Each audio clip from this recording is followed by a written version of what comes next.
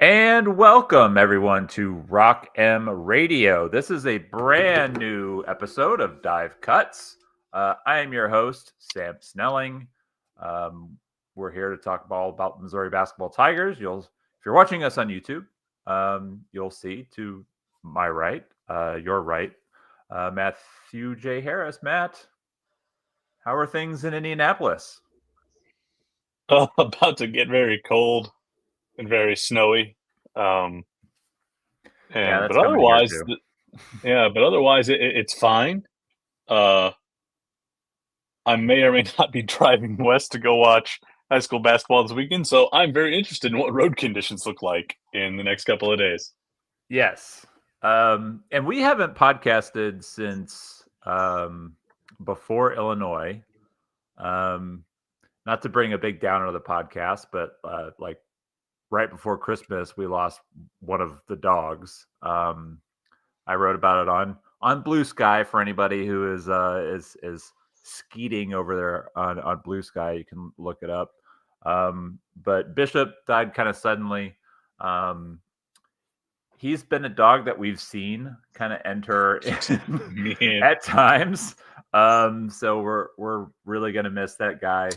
Um, and so that on top of the holidays, we just really had a hard time kind of matching up and finding a time to record. yeah, But now we're post. It is 2025, January 2nd. We are live for Rocket Plus subscribers. And a little fun thing for anybody that listen. We are currently not paywalling Rock M Plus the front page. Like you still need a password to get to the forums, and it's just tweeting stuff out. Not tweeting, skeeting on Blue Sky. So if you follow the Rock M Plus account on Blue Sky, that's what they call it, skeeting. I think it's kind of funny. Um, but if you follow the Rock and Plus account on Blue Sky, you'll get like the auto post stuff, and if you see something that's about podcasting in a live show, you can join, um, even if you're not a subscriber. But if you are a subscriber, you definitely have the link to check things out. So what we're going to try to accomplish here, and do so in under an hour, like we always do, is kind of recap the non-con. We had some sporadic recording for the non-conference, so we'll kind of recap everything, sort of give some general impressions. Matt and I will take a look at Missouri's forthcoming week of basketball, and kind of where things stand. Um, so with that said, yeah, Happy New Year, everybody. Merry Christmas. Happy Kwanzaa. Um, Happy happy Hanukkah. Hanukkah. Yeah, and all those landed on the 25th this year, which is unusual. So that's kind of fun. Mm-hmm. Um, so 2025, Missouri finished their non-conference slate with a win over Alabama State. It got chunky at times and wasn't always the prettiest, but they did what they needed to do. They did not drop any of their bye games. 11-2. They did get one win. We were kind of hoping that they could sneak out away and get two of their quad. They had three quad one opportunities in the non-conference schedule, and we were kind of hoping that they would be able to get two of them. They got one. Dropped a really tight back and forth game against Illinois. Illinois looks legit. Would not surprise me if they won the Big Ten. I think that's a loss that will age very well. The Kansas win actually has not aged as well as you might want, but you got to think that Bill Self will still, rattle off some wins and probably win a lot of games there in Lawrence. So 11-2. Matt, general impressions. Did what they needed to do, like from 10,000 feet overhead. I think they got all the bye game wins they needed.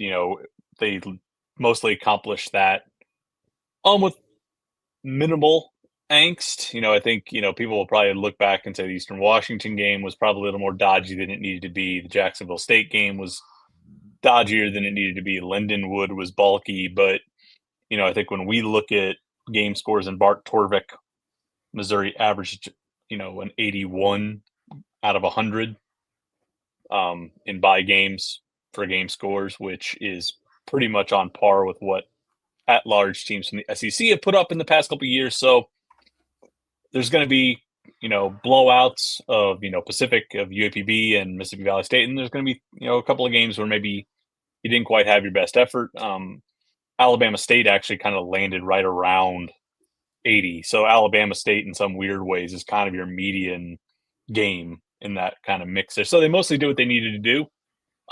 They, in predictive metrics, those games didn't help or hurt them. They mostly stayed where they needed to. I think people, are going to be frustrated at kind of the lull and stagnation that led to a loss at Memphis. People are going to be happy, with the performance against Kansas to get a quad one win and to beat your arch rival. The Illinois game, I think, is a missed opportunity. But, Watkins did a verdict about it. You and I have talked about it a lot. We've written about it in different ways. That's just a game where, Missouri at the margins didn't execute the way they needed to. But you look at it, how they performed overall in that game. They were able to take away some things that Illinois really wanted to do. They were able to withstand a couple of runs. They took a lead. 4-minute execution down the stretch wasn't where it needed to be. But I think you leave non-con, feeling like, okay, we haven't really suffered a precipitous drop in predictive metrics. We're looking okay in the net rankings. We've got a quad one win. The question now is, can we do what we need to do in conference play? And we have some questions about maybe the rotation and about how things are structured, and we can get into that if you want coming out of non-con. But Missouri won the games it needed to win. It got a quad one win. It, has mostly stayed level in the sort of, analytics and metric sites that we track, to give an indicator of its performance. And now it's really just down to how many wins can you dig out in a really, really, really deep SEC. That's, that's the last bit there. But I feel pretty good, about where they stand. They're right in the at-large conversation. That's where you want to be going into January. And now it's just about, can you, execute to the degree that's necessary to get in the field of 68. So it's a healthy place to be, and I still think there's room for this team to get better. So one of the things that you had kind of mentioned was the Bart Torvik game score, and this is something that I've written about in the past and kind of talking about,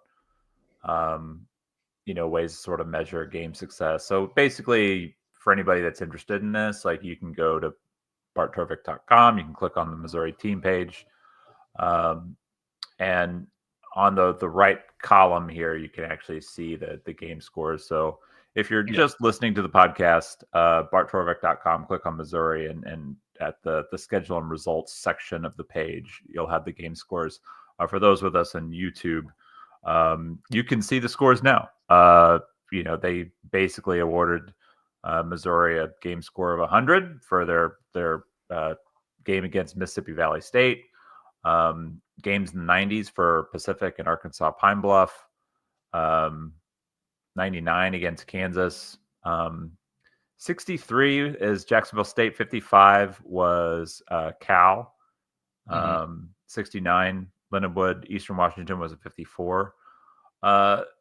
So it's one of those situations where, you want to kind of average those out. Missouri averaged out looking pretty well. They won games where they didn't play well, and then they blew people out when they did.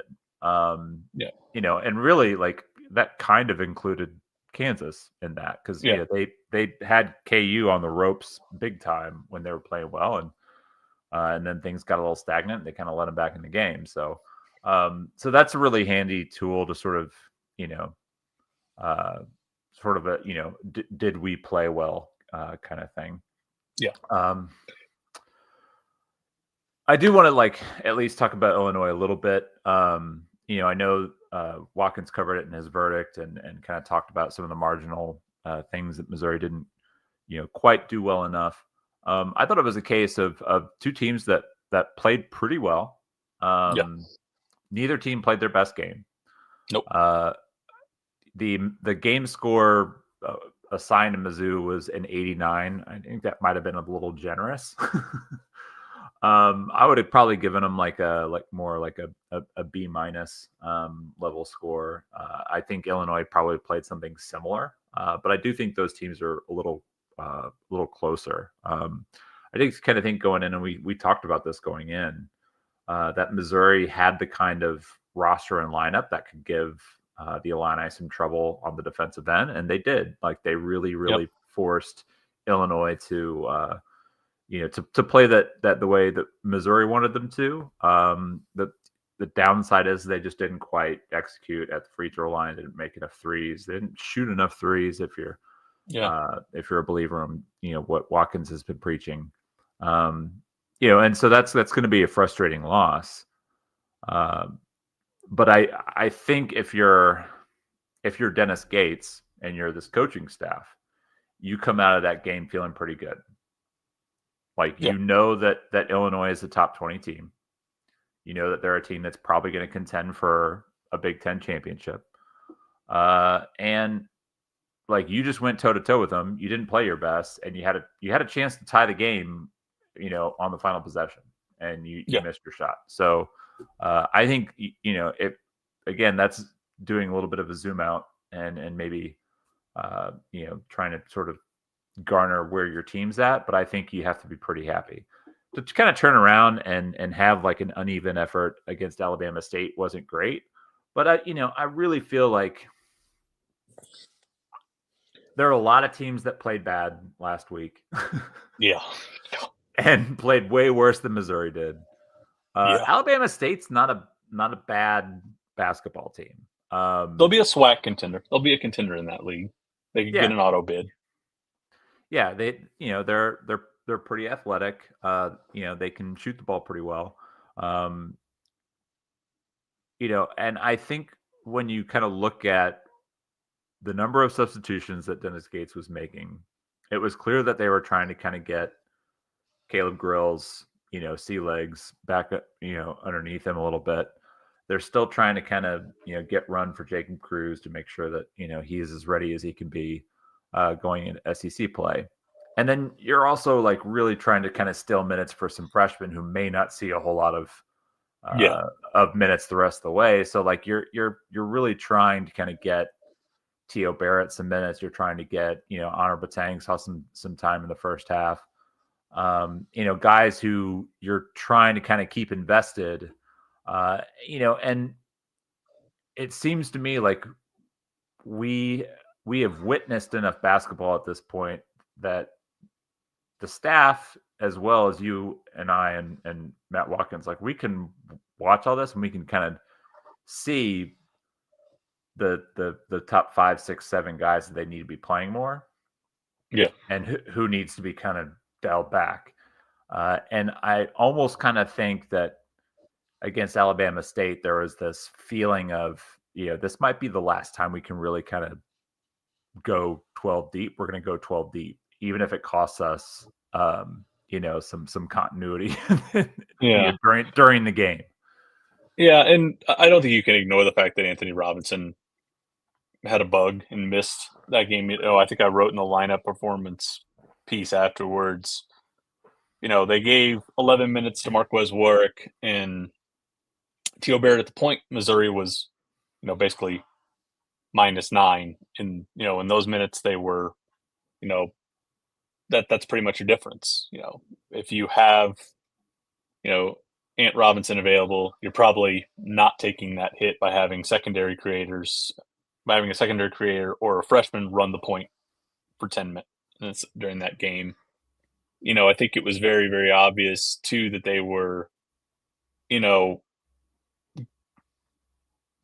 I said, trying to give run to some guys and see if they could give them some last looks, see if they could, get one final kind of snippet of the freshmen. And, that included, putting Marcus Allen out there, who we really, really like. But there were some lineups where, you wound up with him and Cruz and, Aiden Shaw together, and you just didn't have enough offensive juice And that was before you considered, Ant Robinson wasn't there. So it was just a night where I felt like defensively, they did a pretty good job. The metrics, support they were pretty solid on defense, until garbage time.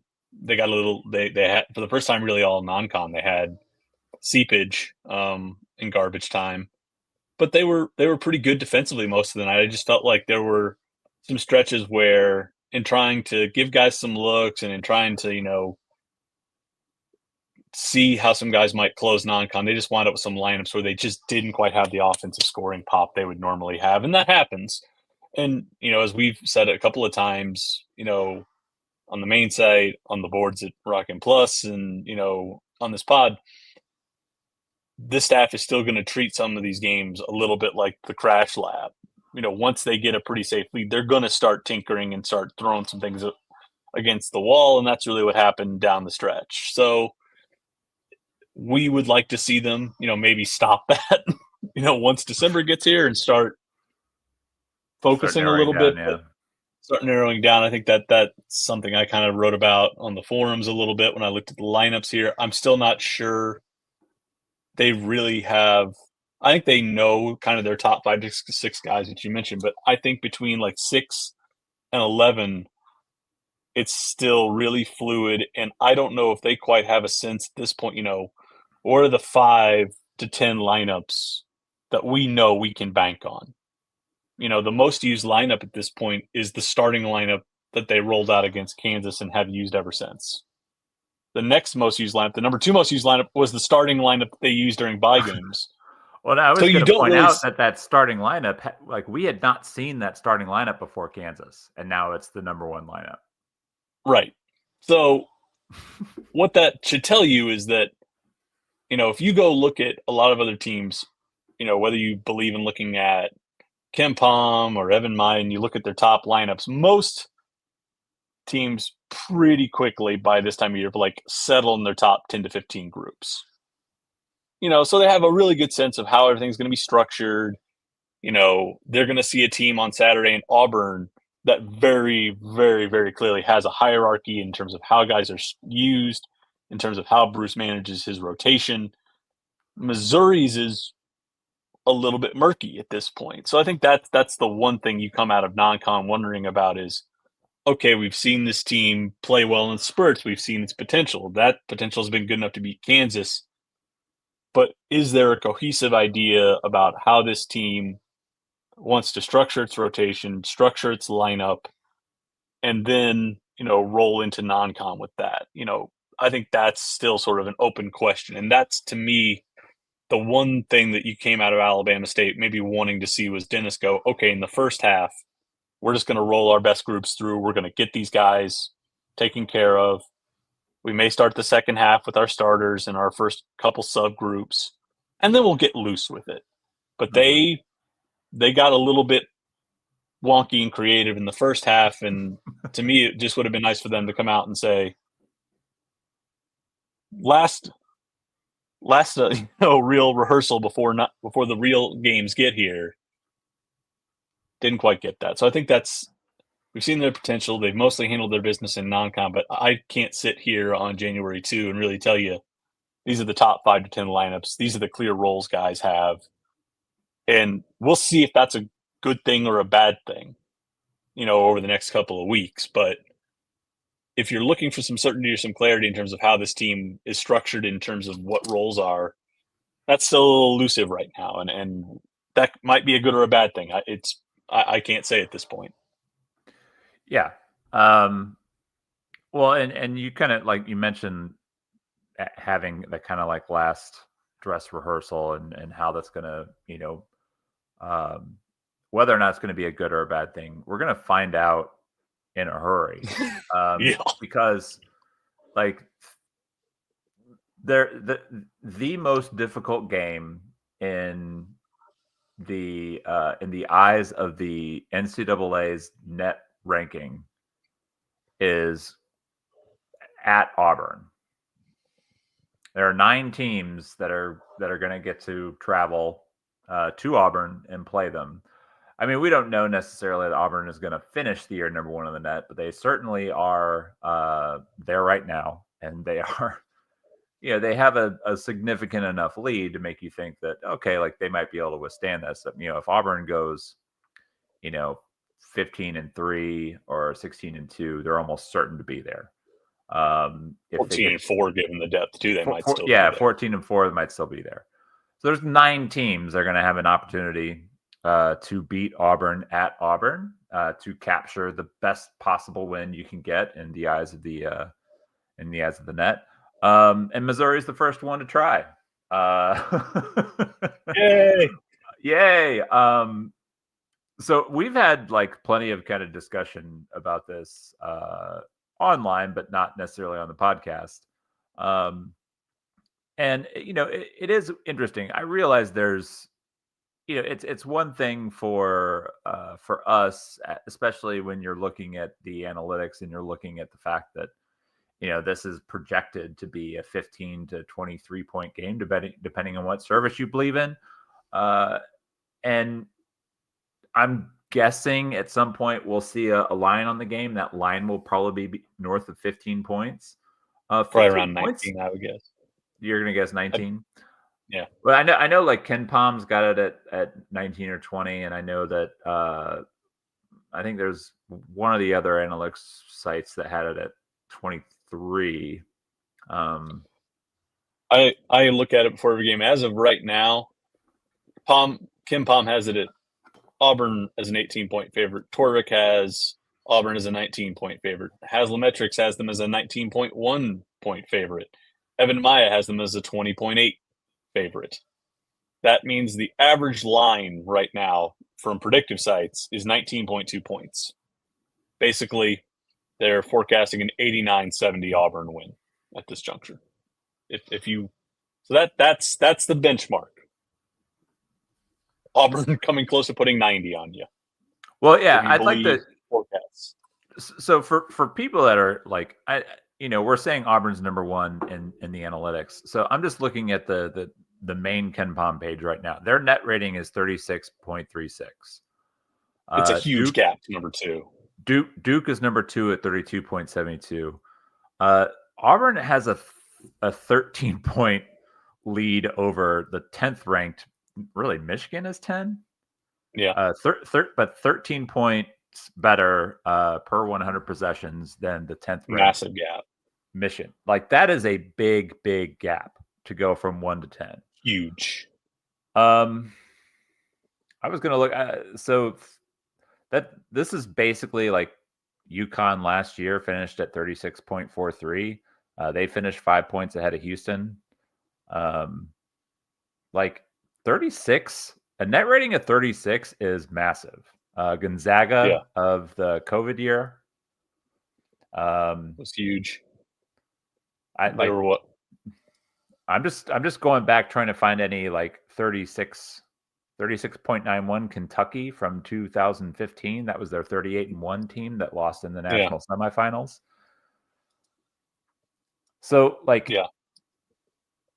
there's a reason why the predictive metrics are not super high on Missouri's chances. It's because Auburn has been playing at a level so far this year that few teams are able to play at and maintain. They're the number one offensive team.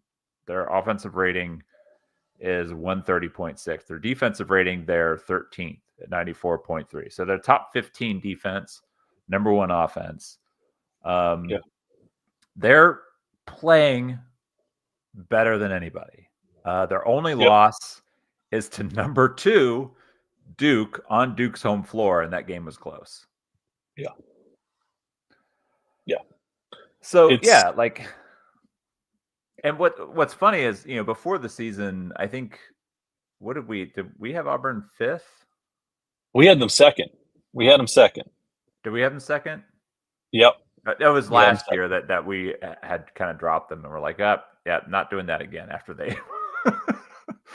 I just wasn't sure about their guards a couple years ago, and sure enough, the guards were fine. But man, they're playing really well. Janai Broome has been the best player in the country. Yeah. not only are they playing like they're playing a really difficult schedule. They lost to number 2. They beat number 3, number 5. They also beat number 29, number 34, And they beat the 28, brakes off 27. Ohio State and Purdue too. Just absolutely. They hammered number 28 Ohio State by what is that, 38? Well, and they 38 also points? there are no Mississippi Valley States on this schedule. None. They played Georgia State. They beat Georgia State, who's 307. They beat them by 40. Yeah. Everybody else is in the 100 to 200 range for their non-marquee games. But yeah, they played Houston, Iowa State, North Carolina, Memphis, Ohio State, and Purdue, and won all those games. So their schedule's going to age well. It's going to take the wheels falling off for them probably to finish outside the top 5 or top 6 in KenPom this year. We knew Janai Broome was going to be the vital piece for them coming into the year. I think we expected his usage rate to be pretty high. It's around 30% right now. That hasn't shocked us at all. I think the questions we had coming into the year was just how much more headroom did their backcourt have to get better? Like Chad Baker-Mazara looked good coming down the stretch last year, looked really, really good, was an all-SEC tournament player. Chaney Johnson started to figure things out down the stretch, and that's not a surprise. Chaney Johnson and Chad Baker-Mazara were basically like 2 D2-ish to JUCO level guys, and we know it takes them basically a year to get settled, and you started to see that down the stretch, and it was like, okay, was that a flurry or was that going to be a jumping off point for them? And you didn't know until you got into this season. Denver Jones was a guy who had been an extremely high usage player at FIU, and the question was, okay, was he going to be comfortable staying in kind of that role player, type of archetype for them? And he has been. He's been fantastic. Sort of, he starts nominally, but he kind of flexes around at the point guard and the combo guard spot. He's been really, really good, sort of buying in to a role that's chopped his touches in half over the last 2 years, and that's something that Bruce is really, really good at, is getting mid-major guys who are absolute. Who are absolutely having to work at high, volume to take a haircut. He's really, really good at getting guys to buy into that mentality. But still, you looked at it and you said, okay, where can these guys go? And all of them have improved. Chad Baker-Mazara is still shooting 37% from deep, but he's gotten better playing off the bounce and found some, ways to make plays as a rim finisher. Chaney Johnson, I would not want him shooting the basketball ever, but that guy was a star at a D2 program, was averaging close to 20 points a game. All that dude does now is just cut you to pieces as a screener, cutter, roller.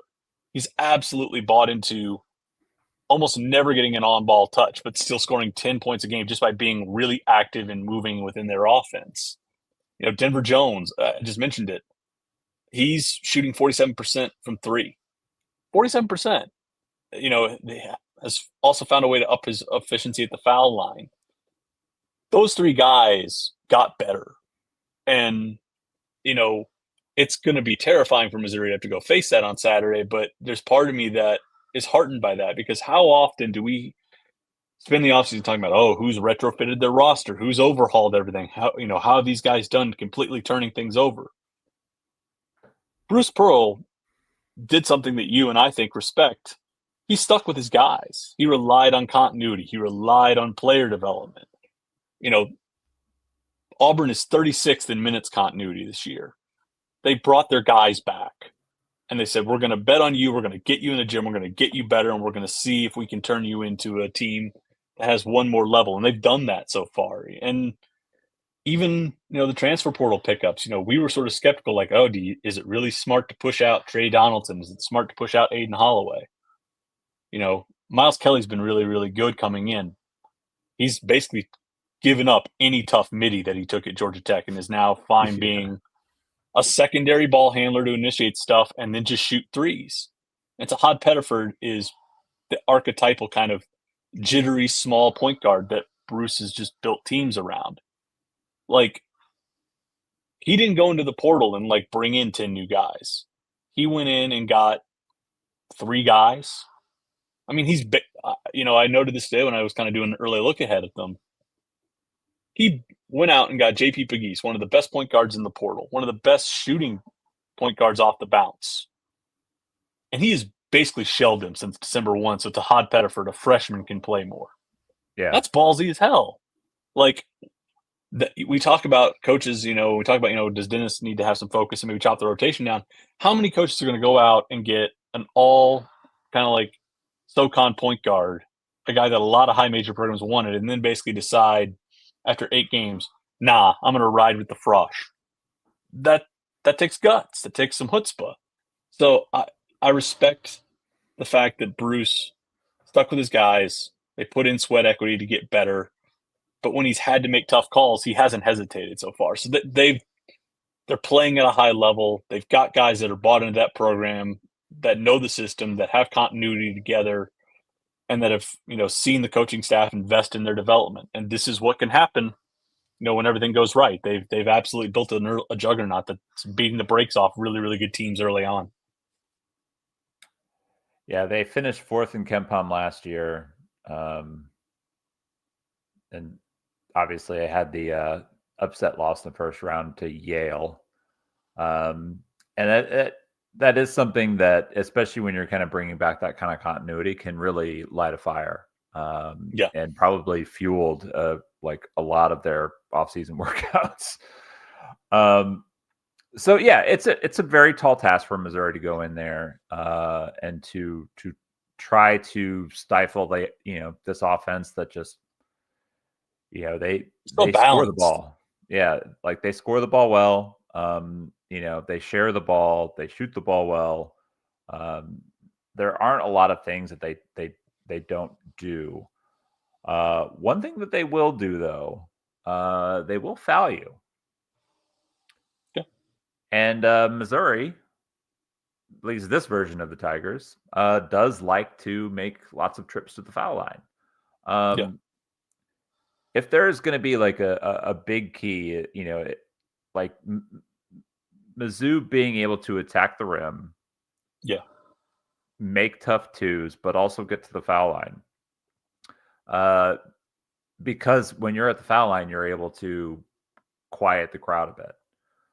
Now, they'll get loud trying to get you to miss, but it's, the energy of that building can feed on itself in a lot of ways. Yeah. Especially with the way Auburn plays. And I mean, we've watched it over the years, like once they kind of get going on a run, it could really put a team away. It can snowball. Missouri has not had a lot of success there. Even good Missouri teams have not had a lot of success there. So it'll be important for this team. They're going to have to knock down some threes, but they're really going to have to be good at the rim. And Auburn's a team that is difficult to be good at the rim on. I think that was sort of the thing that struck me. Like Auburn still picks you up probably 3/4 court. They still token press. They still get into you. So like I think when you watch them play, it still feels like they're turnover heavy. Like they're still trying to get you turned over and sped up. But they've made another thing that I should credit Bruce for was he's basically said, we're fine if that pressure just results in tough shots. They flipped the script. They're one of the best defensive rebounding teams in the country, and they've basically chopped their turnover rate in half, or by about a third, I think. So they are not turning teams over as much, but that length, that athleticism still makes life an absolute slog once you get inside the arc. They are still, I think I'm looking at it right now, they are still 10th in the country in block rate. They are 16th in the country in rim defense. And their transition game hits you on secondary breaks. So they will grab, go, and push. Live ball turnovers have fallen off a little bit, but they absolutely sell out. They can stop you at the rim. They can grab, and they can get out and push. So if you're Missouri, you've got to be able to find a way to shoot above 50% at the rim here. Teams that have managed to at least hang in there with Auburn have cleared 50% at the rim. You've got to get half your rim makes down. You don't have to shoot a high volume of threes, but you've got to shoot a decent clip. I think I looked at it today. Teams that have hung around with them have shot north of 37%. So you've got to go 50-50 at the rim. You've probably got to get 6 to 7 3 balls to drop. It doesn't have to be high volume because Mizzou's probably going to sell out to drive it. That's what they've done against high majors. And you've got to hope that you can put fouls on them, like you were saying. You've got to be able to put fouls on these guys. I think the game that, if I were looking for a blueprint, would be Iowa State. Iowa State, really, really made a concerted effort. When they got rebounds, they pushed. They were looking to hit on secondary breaks.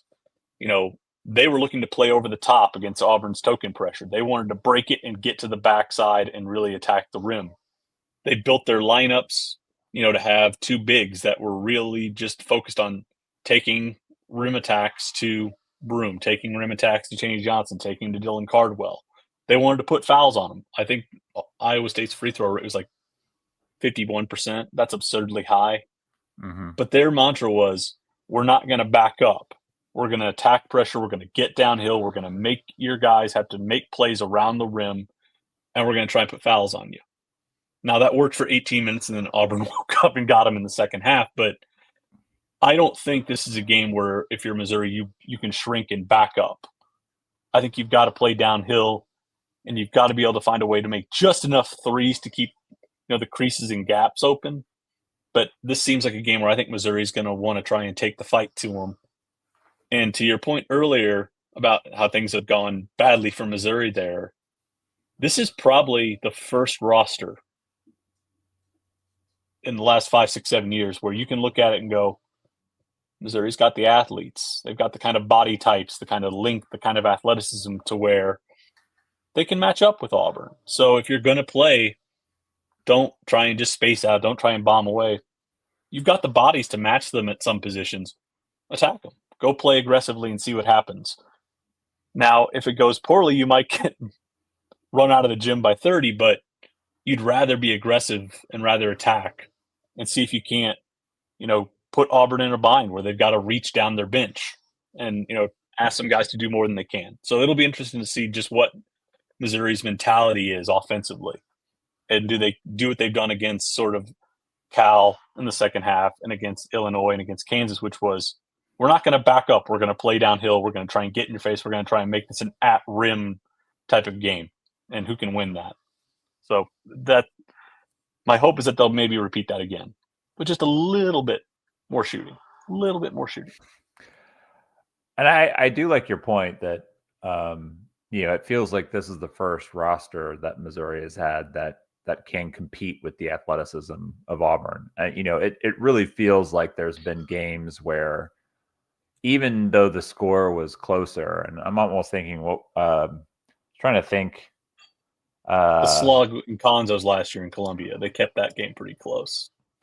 No, that was. I was thinking of games at Auburn Arena, and I was trying to think of. I think it was like the first half, maybe a 2019. Yeah, I think that's what it was. The first half of 2019, where they went down there and just played a really sound, like solid first half, and then Auburn just blew their doors off in the second half. Yeah, and it was just like, but it was a game where you knew going in, like, you were going to have to shorten the game, and you were going to have to, get a couple lucky possessions and and use whatever you could use to try to play into that. And that is not this Missouri team. Like, it's like, this isn't a Konzo Martin roster. This isn't a Commanderson roster. This is a roster that has a lot of guys who are big, long, and athletic, and in some ways, like, maybe even bigger and more athletic than Auburn is. At least in some positions. Like Anthony Robinson and Tony Perkins are going to be bigger than Auburn. Auburn's guards, and I think Denver Jones is probably similar. He's 6'4". Yeah, 6'3", 6'4". he and Tony are pretty similar in size. But this isn't a game where you're just going to be completely overwhelmed by their athleticism. This is a game where like you should be able to. The environment is always going to be tough, but you should be able to be competitive with them and be competitive with them at the rim. Janai Broom is a great shot blocker. Like he has uncanny timing for a defensive player, but you've got enough athleticism that I feel like you should be able to challenge him at least a little bit. Yeah. And if you can get into his chest with, like I think Mark Mitchell can, jump up high enough to, get into his chest and try and get a couple finishes and maybe put a couple fouls on him. And I think that could go a long way. Yeah. You basically traded Noah Carter as your 4 for Mark Mitchell. Your 5, can be Josh Gray to lean on Dylan Cardwell, because that's what Josh Gray did last year. He leaned on Dylan Cardwell. You've got shooters now out on the wing, who, you've got Trent Pierce. If you need a long athletic body to track Chad Baker-Mazara, you've got Trent Pierce you could throw out there for extra length at that position. You've got a guy who, when he's really engaged in Tamar Bates, can be a 3-level scorer who can go get you a basket. That's what you need in these types of games. You've got size and assertiveness at the point. The real question here is, can you execute consistently? And, is there enough quality and consistency up and down your rotation to give that to you? But I think that's the heartening thing here, is to look at this and go, okay, the rosters here are not going to have 2 undersized point guards. Tamar Bates having to do some stuff on the wing against a bigger defender than Baker-Mazara. In your front court is not going to be Connor Vanover, Noah Carter, and Jordan Butler. Mm-hmm. Like, athletically, that gap should be closer. Now, the execution thing, we're going to keep harping on that, is the linchpin. That sounds obvious too. But you're not going to look at these two teams and go, well, the getting off the bus test is one that Auburn wins decisively. These two teams are going to kind of look similar, which is, halfway heartening to maybe that Missouri can find a way to compete in that sense. So we'll see what they do, but it's going to be interesting to see kind of what this team does going into that environment, and can they sort of stifle that horde that fills in. So we'll see. Yeah. It's a tall task to ask anybody in the country to go into Auburn Arena and get a win. There is nobody who would be favored in this game.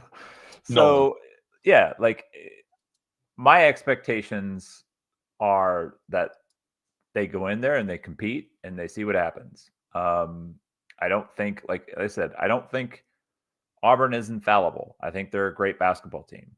This is college basketball. Weird things happen. There's no reason for this Missouri basketball team to be intimidated by any team in any environment. They've got experience, they've got athleticism, they've got talent. When they have everything kind of working, they look like a top 25 level team. This is a team that they should.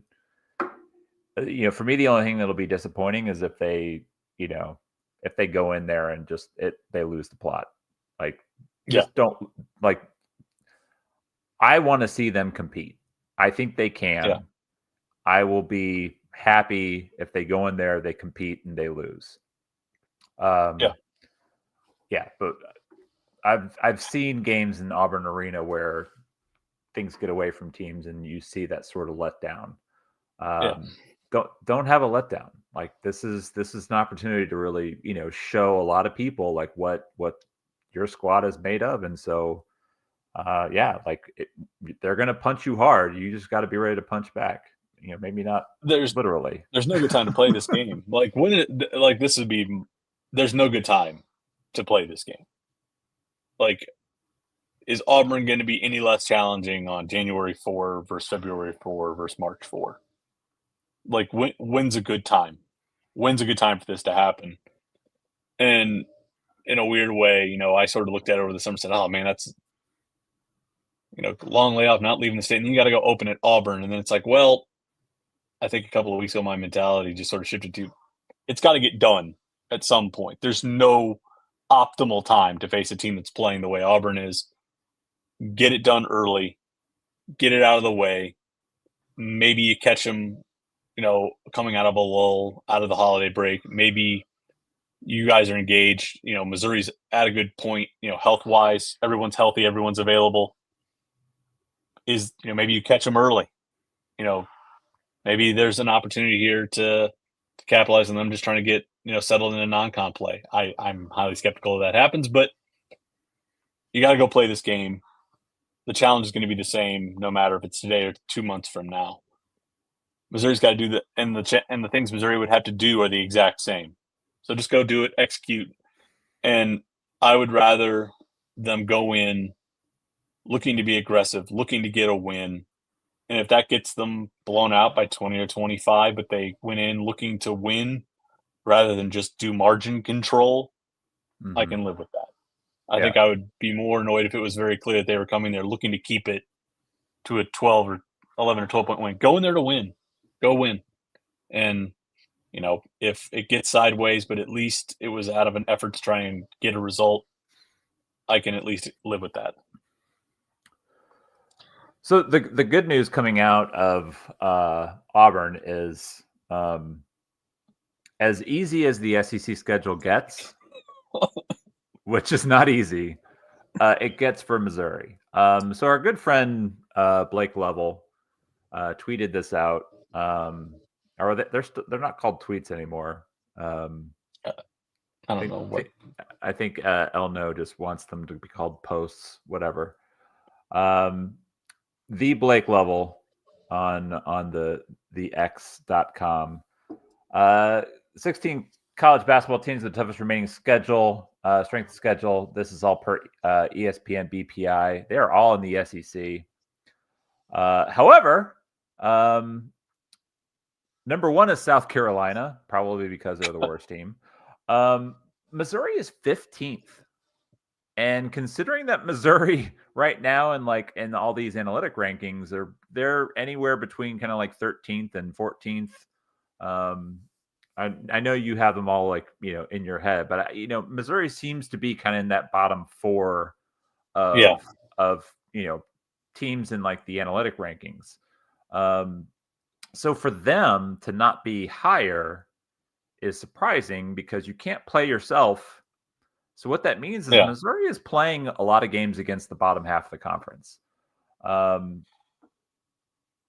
think I looked at it here. They have 1, 2, 3, just 4 games against KenPom top 10 teams, which is really realistically the top 4 or 5 are inside that range right now. If you believe the top 5 goes all the way to A&M, they have them once, so 5 maybe. And then they go to Mississippi State. So just a third of their games are probably against teams that are probably going to be in the top 5 or 6. Sticks in the league. So it's not bad. I think the biggest thing that stands out to me about their schedule is sometimes the schedule makers might give you a pretty good slate in terms of composition, but just the structure of it is really bad. So you will not have you might get some favorable home and homes and you might avoid some bad road trips, but all your tough games are stacked in a 3 or 4 game run. And that can just nuke you. That can absolutely nuke you. And Missouri, it's kind of like the old Eric Musselman Arkansas teams when they would start out and be 1-5, and it's well, their schedule is brutal, and then they get the soft part of the schedule. I'm they're on this hot run. It's well, that's that's how it happens. Right. Now the SEC's a bear, so this is all relative here. You go to Auburn, that's not pleasant, but then you come home and you get LSU, which LSU's at 56 in KenPom right now, but I can tell you from all summer in the preseason ratings on through, that's been a projected win for Missouri. The margin has shrank, but that's always been a projected win at home. Same for Vandy. The trip to Florida has always been a projected loss. The game against Arkansas coming in has always been a projected win. And the trip to Texas has always been a projected loss. So, the start to this, even though the SEC's compacted together, the forecast for Missouri's opening 5 or 6 games has not changed. So, relatively speaking here, like, there's nothing that I look at based on how the SEC is performing and go, oh man, the schedule got way harder than we thought out of the chute. It's been the same since it's been set up for maybe a 3-3 start, maybe 4-2, if you can steal a road game. Mm-hmm. So that's your objective here. Go in looking to win at Auburn, but I think we understand that's a pretty tall task. You get LSU at home. That's a game you have to hold serve. You get Vanderbilt at home. That's a game you have to hold serve. Florida, probably more challenging than we expected in the preseason. I thought that might be a pickup opportunity, less so now. But if you look at Arkansas and Texas, Florida's played those really two well. teams, They haven't really played anybody. Like if you're gonna like now we're gonna find out about Florida in a hurry because they've got to open the season Kentucky on the road, home against Tennessee. They go to Arkansas and then they welcome Missouri. So we're gonna find out really quickly if Arkansas is really or not Arkansas, if Florida is really a top. I mean, they're currently 6th in KenPom, which is surprising to me. But like they've done really well with the schedule that they have. but like their best non-con win is North Carolina. Yeah, North Carolina. Like we've watched North Carolina. They're not like a traditional North Carolina team.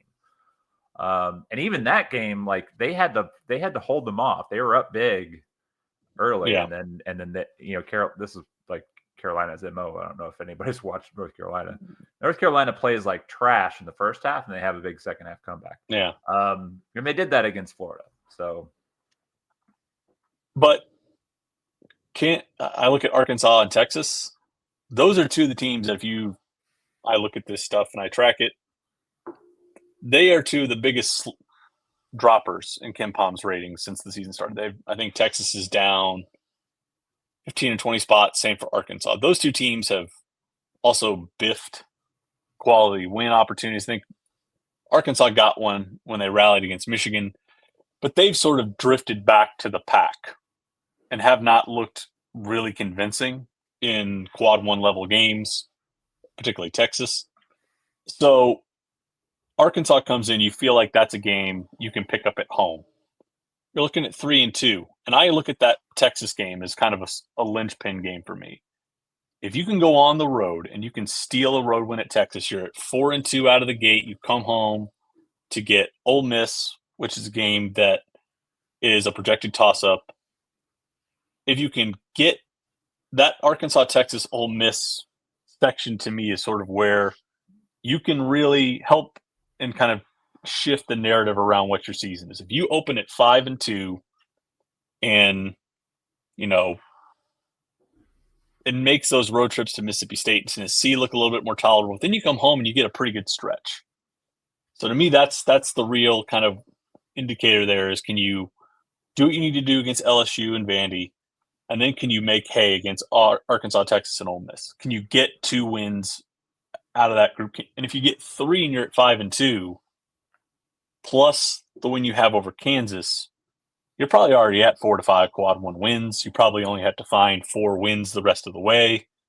You're in really, really prime position. So to me, late January is where I think you're going to be able to start saying, okay, we feel like this team is going to be priming itself for a really, really solid tournament seed, potentially. It's a pretty workable stretch for them, and I don't think it's all that bad. But that starts with handling LSU when they come in next week. LSU's kind of in the same position, but they didn't play very well again. They got a lot of plaudits for going into Manhattan and getting a win at Kansas State, and Kansas State has fallen off a cliff despite spending $2 million on Coleman Hawkins. They needed 3 overtimes to get by a middling UCF team. They beat Florida State, which has kind of regressed a little bit over non-con. They lost at SMU in a semi-away game in like Fort Worth. Their best win is probably UCF on a neutral court in rural West Virginia. Their overall Non-conference schedule is number 335. You could make the same critique about Missouri, that Missouri hasn't really played strong non-con either. But you look at LSU, and it's a team that right now just hasn't kind of given you a quality performance against the team like Kansas. Yeah. They haven't looked the same against a team like Illinois or even a team against Memphis. And I think that's the difference there. It feels like Missouri in their quad one games has looked like they've had a little bit higher potential. Also, LSU is tiny. They are, I think, 174th in average height. Their front court is 6'9", 6'8", 6'5". This is a game with a smaller team.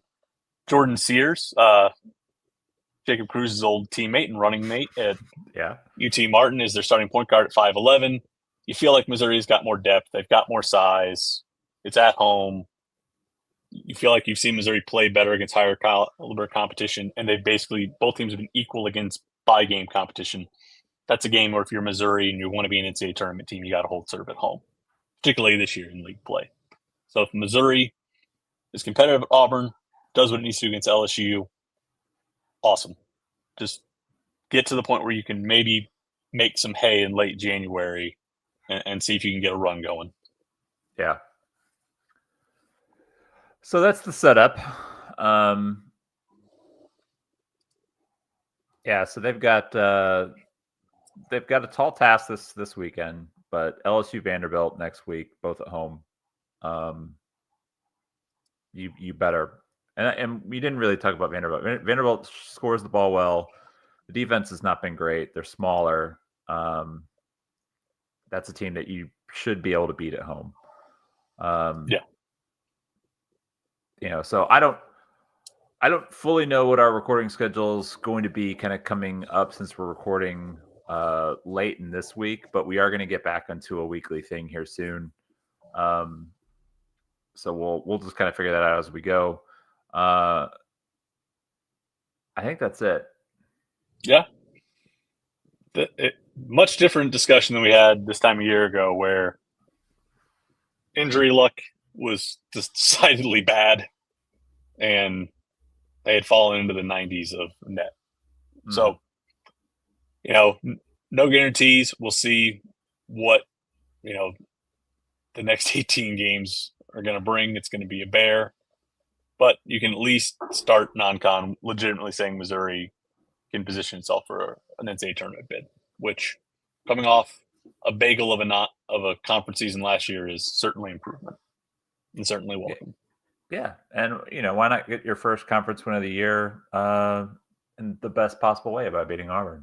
That would be sending an opening shot to the rest of the league that you're not messing around.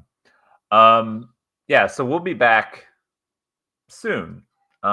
Maybe later in the week next week. Otherwise, might go back to Mondays. I don't know yet. We're going to figure that out. Matt and I are going to figure that out. Regardless, you've also got episodes. Well, if you're a Rockin' Plus subscriber, if you're not, you should subscribe to Rockin' Plus, because you get episodes of The Verdict. And who doesn't love The Verdict, Matt? Matt Watkins watching film, breaking it down, explaining all the things that happen. It doesn't say, I'm not making it sound super thrilling. It is a really interesting podcast. I really need to work on my sales pitches better.